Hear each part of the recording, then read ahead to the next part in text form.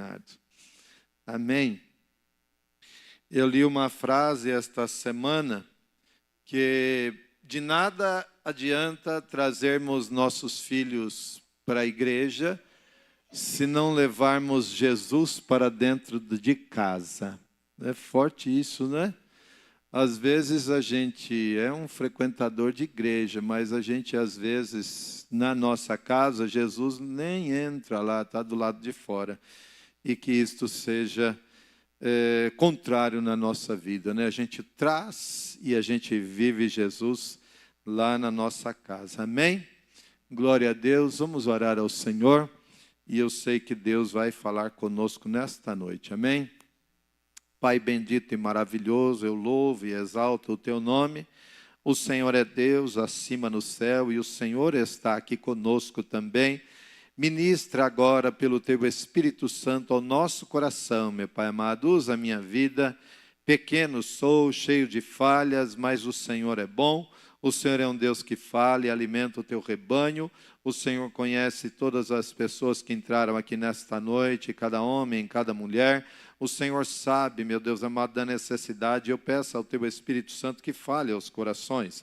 Ministra lá no profundo e as exortações que a tua palavra nos trará nesta noite, que nós possamos dar ouvidos, ó Pai amado, e estarmos juntos do Senhor, em nome de Jesus. Amém. Amém. Glória a Deus. Existem várias perguntas de Deus na Bíblia. Deus perguntando ao homem. Você sabe qual foi a primeira pergunta que Deus fez na Bíblia?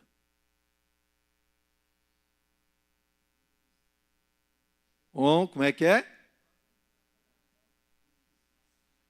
Onde estás?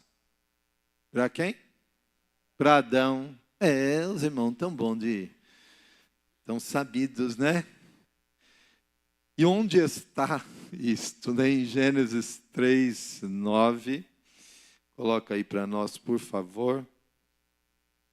Gênesis 3, 9. E pode deixar essa pergunta aí, viu? Enquanto eu estiver pregando, pode deixar o versículo aí. Aliás, sempre é bom quando alguém estiver pregando aqui, deixa o versículo um tempo mais. Aí quando ele trocar de versículo, vocês trocam também. Às vezes eu estou sentado aí, principalmente na quarta-feira ou no sábado, quando tem culto, e aí a pessoa está pregando, ela cita um versículo, a imagem daquele versículo ali e aquilo que o pregador vai falando, para mim, pelo menos, ajuda na assimilação. Você é ajudado assim também? Então tá aí, ó. Algumas pessoas gostam assim, né? São ajudadas. Então vamos deixando assim. Gênesis 3, 9. E chamou o Senhor Deus ao homem e lhe perguntou: onde estás? Onde estás? Esta palavra, essa pergunta é uma das perguntas, ela não é a primeira pergunta da Bíblia. Vocês sabem qual é a primeira pergunta da Bíblia? Quem faz a primeira pergunta é o Satanás. Ele pergunta para Eva: não é assim que Deus disse?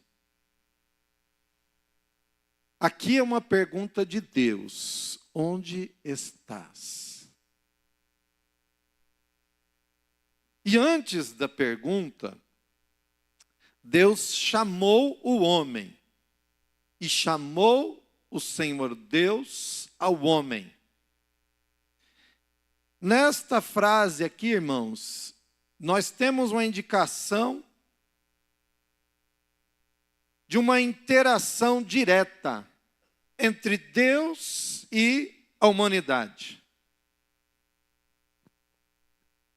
Este chamado enfatiza a iniciativa de Deus em buscar um relacionamento com a humanidade.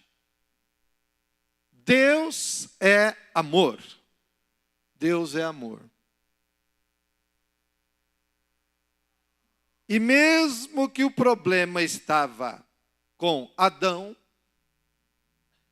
Deus chama ao homem. E Deus vai demonstrar amor. Deus não abandonou Adão ao medo e aos subsequentes sentimentos que ele apresenta ou que não estão estampados no texto, mas que estão lá no coração dele e de Eva. Deus não o abandona ao medo, à fuga e a todas as consequências que o pecado leva o homem.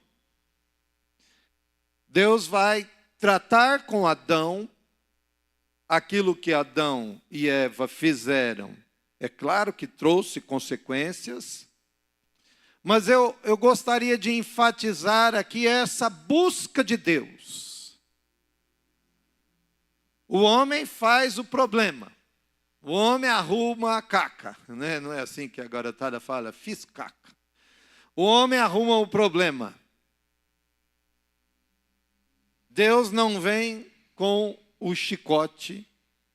Deus chama o homem. Porque pecar é um negócio terrível. Você já pecou? Quem nunca pecou? Todos pecaram, diz a Bíblia. E a Bíblia diz, se dissermos que não temos pecado, fazemos-lo mentiroso. E quando nós pecamos, quais os sentimentos que começam a vir a brotar dentro de nós? Você pode me ajudar? Se você já pecou, qual o sentimento que você sentiu, que você teve? Culpa, tristeza, remorso, vergonha, arrependimento, frustração. É ruim sentir isso, né, irmãos? Eu já senti isso. Quantos já sentiram algumas dessas coisas aqui?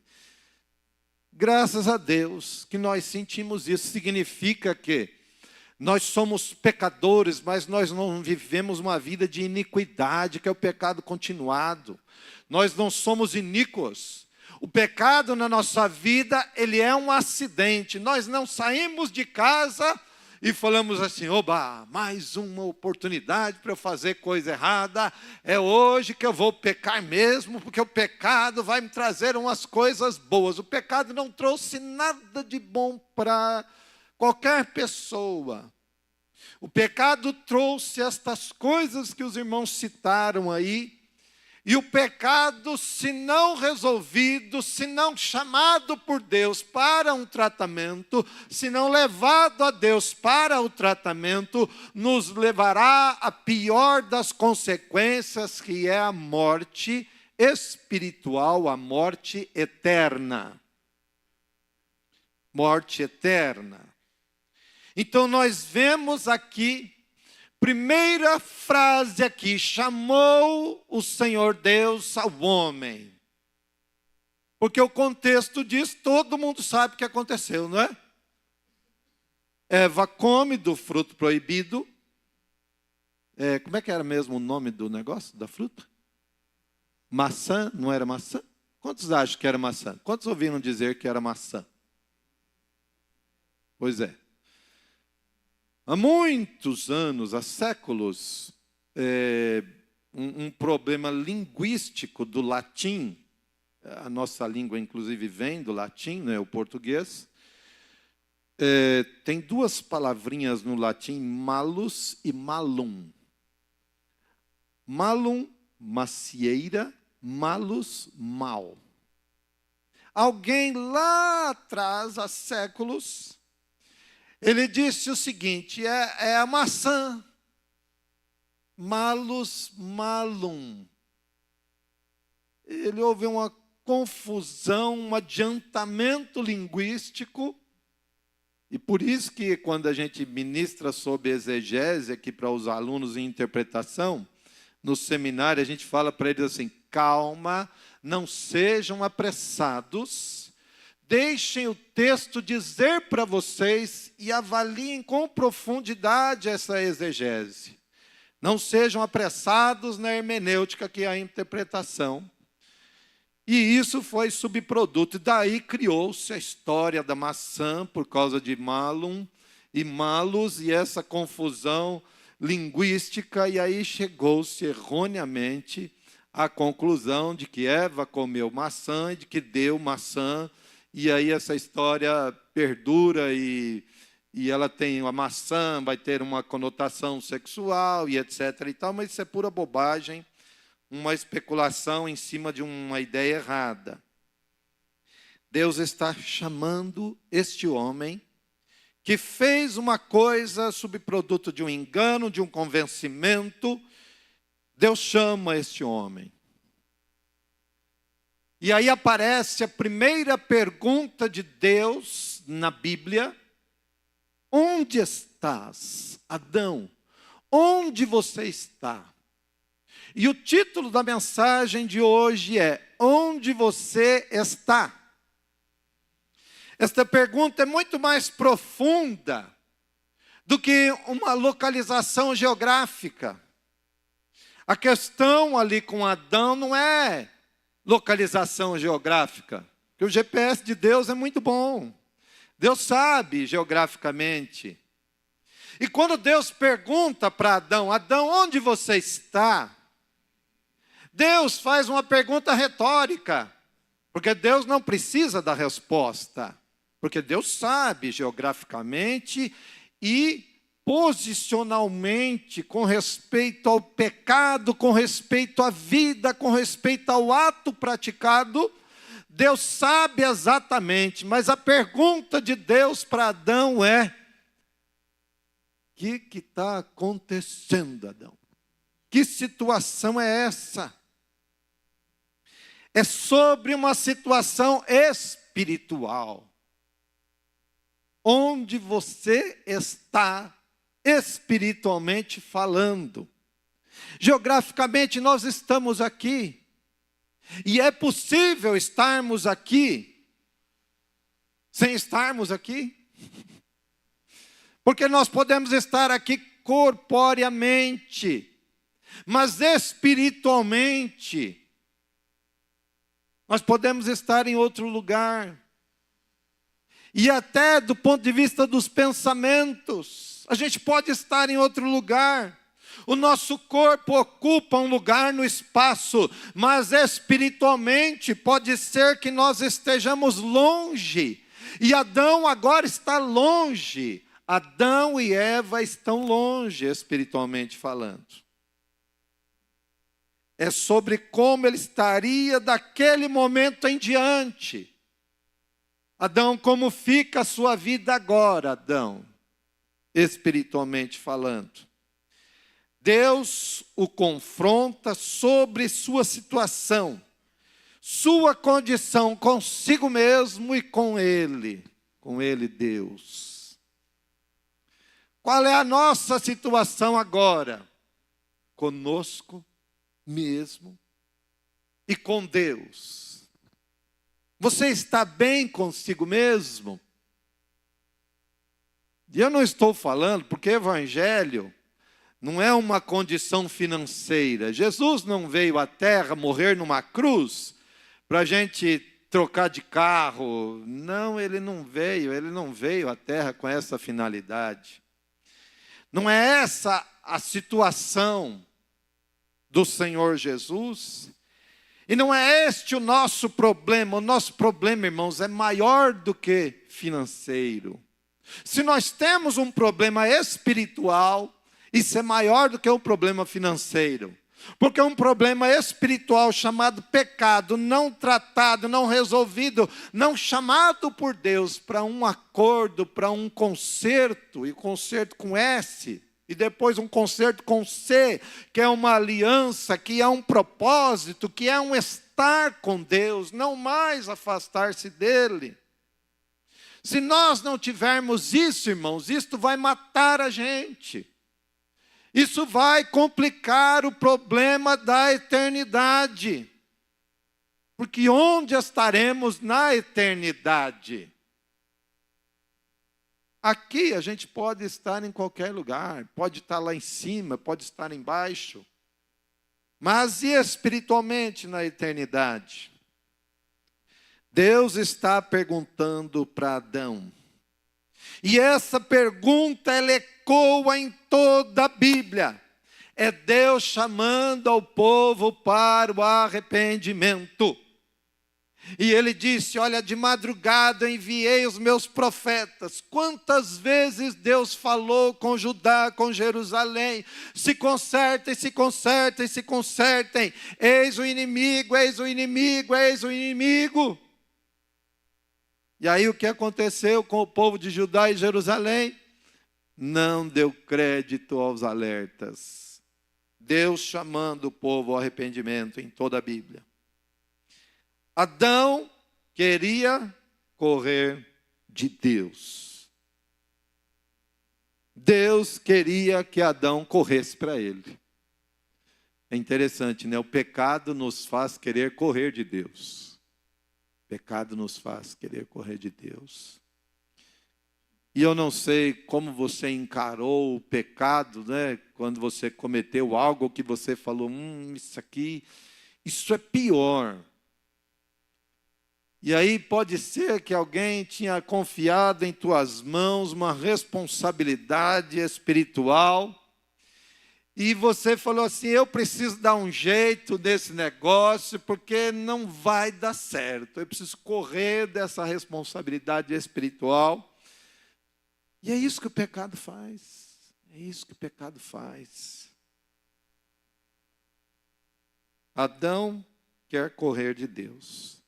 E Deus está correndo ao encontro de Adão. Só Deus satisfaz plenamente este vazio do pecado, da fuga e do medo. Só Deus satisfaz isto. Pecado, fuga e medo. São as coisas que estão acontecendo aqui com Adão. Versículo 8. Quando ouviram a voz do Senhor Deus, aqui o casal, que andava no jardim pela viração do dia, esconderam-se da presença do Senhor Deus, o homem e sua mulher por entre as árvores do bosque. E aí Deus pergunta onde ele estava, e ele respondeu no versículo 10, ouvi a tua voz no jardim, e porque estava nu, tive medo e me escondi. Estava nu, tive medo e me escondi. Adão está vivendo agora um vazio. Adão está sentindo tudo isso que nós falamos aqui, e outras coisas mais que talvez nós não pensamos. Onde estás? É Deus incitando o ser humano a reconhecer sua separação dele. Pode ser que o ser humano esteja separado de Deus, pode ser que ele esteja dentro da igreja, pode ser, é possível. E essa separação, meus irmãos, ela vai levar o homem a estados cada vez mais tristes e mais obscuros. Porque à medida que o pecado trouxe essa consequência do medo, da fuga, da vergonha, e quanto mais tempo eu permaneço nesse estado, a minha vida vai obscurecendo, porque o pecado é treva, e a Bíblia diz que Deus é luz e não há nele trevas nenhumas. E esse pecado, essa coisa que escurece, que atrapalha na comunhão, vai me fazendo distanciar de Deus a cada dia. E aí a vergonha vai aumentando. Porque se eu tive um problema na semana, mas eu tive a coragem de rapidamente vir ao altar de Deus, me consertar, confessar o meu pecado.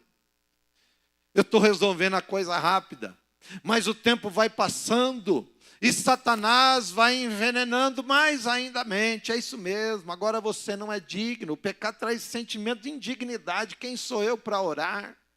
Quem sou eu para pregar? Quem sou eu para louvar? Quem sou eu para tocar? Quem sou eu para estar na igreja? Vai que alguém me pede para fazer uma oração, quem sou eu? Então, por via das dúvidas, eu vou me afastando, eu vou me distanciando. E aí, a cada dia que eu me distancio, nós vamos esfriando espiritualmente, nós vamos tendo esse sentimento, esse afastamento, e a coisa vai só piorando. Vai só cristalizando, cristalizando. E muitas pessoas ao longo da caminhada, elas deixaram a igreja porque elas se colocaram numa condição de impossibilidade. Para mim não tem mais jeito. Vocês já ouviram pessoas falando isso? Pastor, o pecado que eu cometi foi tão grave que para mim não tem mais jeito. Mas tem jeito sim, tem jeito sim. O sangue de Jesus nos purifica de todo o pecado. Todo o pecado. Glória a Deus. Essa pergunta é Deus constantemente chamando o seu povo ao arrependimento e à restauração. Deus tem poder para restaurar. Deus tem poder, irmãos, para restaurar. É aquela conversa de Jesus com Nicodemos. Nicodemos, tem jeito para você, é só você nascer de novo. Nicodemos não entende a conversa, é um negócio que para ele... Mas é simples. Eu preciso entregar minha vida para Jesus. Mas eu já entreguei. O problema é que eu pequei. Aquele que confessa e deixa alcança misericórdia. Davi, no livro dos Salmos, ele disse o seguinte: enquanto eu calei, os meus pecados envelheceram dentro de mim os meus ossos. O meu vigor se tornou em sequidão de estio. Seco, seco. 1 ano, segundo historiadores, foi o período que Davi tentou calar, tentou encobrir, não sei de quem, porque o próprio servo falou para ele, aquela mulher que você está olhando lá, ela é a mulher de Urias, teu servo. O homem já estava dando um toque ali, falou, Davi, aquela mulher que você está olhando lá, tudo bem, né? Mas não olha não, que ela é casada. Tira o olho dela, ela é casada. E aí Davi depois comenta, enquanto eu calei o meu pecado. Não foi diante das pessoas. O problema é porque ele não confessou. Até o momento que o profeta Natan conta a história lá do animalzinho para ele, olha, cabritinha, cordeirinha, etc. e tal. E o Davi acaba sendo confrontado, né? Foi um confronto? Foi sim. Mas foi Deus indo ao encontro, tentando resolver o problema. Deus chamando o povo para a restauração. Onde estás nos leva a refletir sobre nossa jornada espiritual e nossa relação, nosso relacionamento com Ele. Nosso relacionamento com Ele. E relacionamento é um negócio sério, né? A gente começa bem, daqui a pouco começa a esfriar. Eu tenho vindo aqui durante a semana, e tinha dias, né, irmã Adriana, que nós estávamos aqui em 15. Hoje a reunião de oração restringiu-se a Pedro, Tiago e João. 1, 2, 3. 3 pessoas. E a gente vai ficando longe.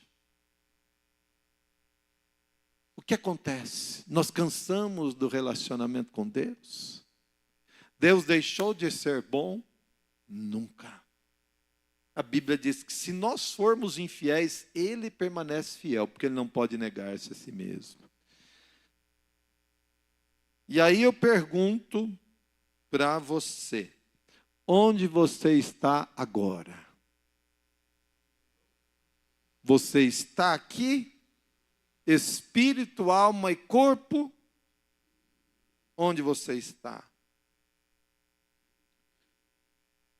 Ou você está como aquela irmã, né, que eu fiquei estupefato? A igreja caindo fogo no período do louvor, ela senta no banco e ela abre a bolsa dela e pega os canhotos do Visa Electron que ela gastou. E ela pega, abre a calculadora do celular e a igreja está louvando, a coisa pegando fogo. E ela começa a somar quanto que ela gastou durante o período X com os canhotinhos do cartão do Visa Electron dela. Aí eu falei com o marido dela, eu falei, a sua mulher estava somando. Ele falou, ela é desligada mesmo, ela não está nem aí com o negócio não. Ela estava, o corpo aqui, mas só o corpo. Essa coisa não mexia com ela. Adão sentiu medo e vergonha. Antes ele tinha comunhão e confiança.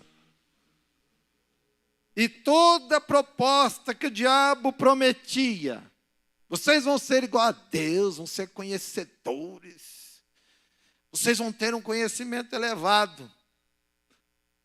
Era tudo mentira, tudo fake news, tudo mentira, tudo conversa fiada.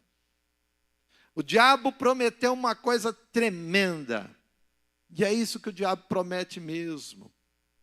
No começo do livro de Provérbios, o Salomão começa a falar de uma mulher que sai à rua à procura de um rapaz faltoso de entendimento. E ela faz umas propostas maravilhosas para o rapaz, e o rapaz vai indo como a presa para o predador.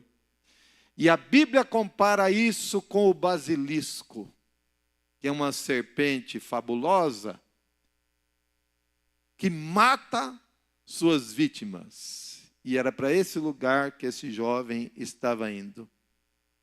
Para uma proposta de prazer, e depois do prazer, depois que Adão e Eva comem, depois que o jovem falto de juízo cai nas lábias da prostituta, o que tem agora é só a mentira e a triste realidade: fui enganado. Me fizeram uma proposta fake e eu caí nela. Adão responde à pergunta de Deus, transferindo a culpa para a mulher. Disse o homem à mulher, versículo 12. Então disse o homem, versículo 12. A mulher que me deste por esposa, ela me deu da árvore e eu comi.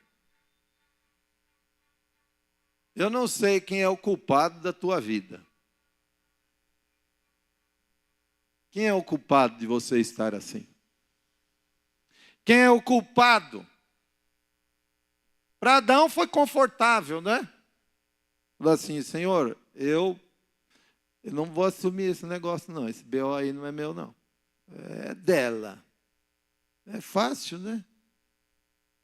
Culpar, transferência, terceirização. A mulher que o Senhor me deu. Quer dizer, Deus escolheu errado e deu para ele uma coisa ruim. Foi a mulher que o Senhor me deu. Ela que me deu do fruto. O problema não está comigo. O problema foi ela. Adão responde com essa transferência de responsabilidade. Agora, o tipo de resposta de Adão engana quem? Na empresa é assim, não é? quando tem uma cadeia, né, de diretor, gerência, chefe, subalterno. Aí quando a bomba estoura, foi ele, foi ele, foi ele. E todo mundo vai fazendo assim, não é? O problema nunca é meu. Eu não tenho problema. Na verdade, eu sou vítima de uma sociedade. E Adão é essa aqui, é essa vítima. São as vítimas que a gente tem hoje na rua, em todo lugar. Foi a mulher que o Senhor me deu. Isso não engana ninguém. Se você quiser me enganar, é a coisa mais fácil, viu? Tudo que você falar para mim, eu acredito. Você falar, beleza. Tinha um rapaz aqui na igreja que ele contava umas histórias e eu achava ele assim um camarada brilhante. Ele tinha uma criatividade tremenda. A última que ele me contou, pastor, eu fui convidado para tocar lá no CD que o Renascer Praise vai lançar. O cara tocava mal, era escondido, ninguém sabia quem ele era. Mas ele tinha as ilusões. Aí eu, para colocar um pouquinho de gás no negócio, eu falei assim, rapaz, esse testemunho você tem que contar na frente da igreja. Só para ver até onde ele ia no engano. Porque anteriormente ele tinha dito, eu recebi uma ligação do reitor da PUC. Eu falei, é mesmo? O reitor da PUC te ligou. Nem sabe quem é você. E um detalhe, ele não tinha telefone em casa, tá? Hoje todo mundo tem um celular, né? Mas naquele tempo só tinha linha residencial. Ele não tinha telefone em casa. E ele falou, o reitor da PUC me ligou. Eu falei, é mesmo? O que ele queria?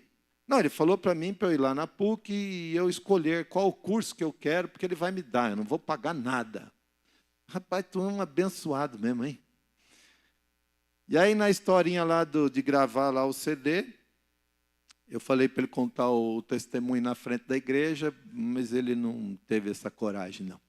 E eu queria testar até onde ele ia com essas ilusões, né? A verdade, a única pessoa enganada em todos os nossos processos somos nós. Você vai enganar o outro, mas você está enganando a si mesmo, porque um dia a conta vem. A conta vem para todo mundo, de coisa boa e de coisa ruim que a gente faz. Todo mundo vai pagar a conta, não, você pode fugir, você pode falar que a culpa não é sua, mas olha, a conta te acha e ela não erra o endereço. Concluindo, após ouvir estas palavras, você consegue se encontrar, que é o subproduto da pergunta, onde estás?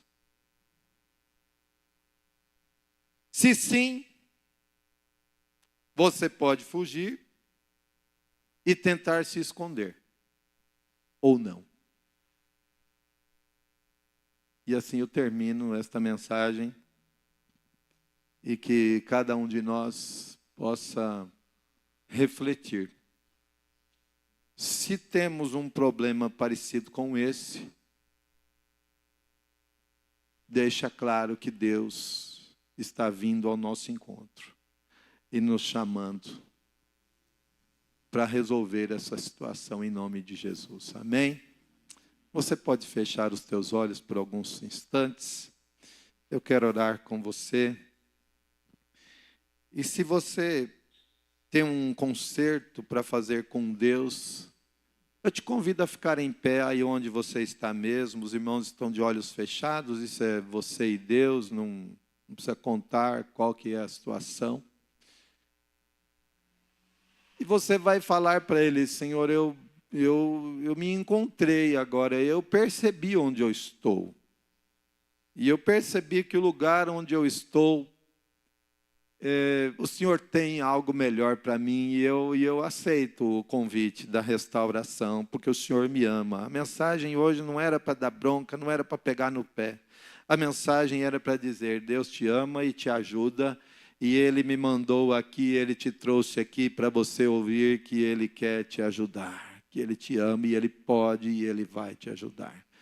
Senhor, em nome de Jesus, o Senhor vê agora os irmãos e as irmãs.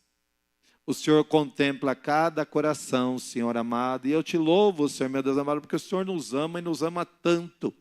A gente faz a coisa errada, mas o Senhor nos chama para conserto, porque o Senhor nos ama, meu Pai amado. O Senhor não nos quer ver tristes, não nos quer ver em fuga, meu Deus amado, com vergonha, se escondendo atrás das folhagens, das árvores, em esconderijos, que a nossa imaginação cria, mas que não são suficientes. Abençoa meus irmãos e minhas irmãs agora, com libertação, e que eles sintam o grande amor do Senhor, ó Pai amado, porque o Senhor nos amou com amor ao ponto de dar o teu único filho para morrer na cruz, a fim de que nós não fôssemos para o inferno.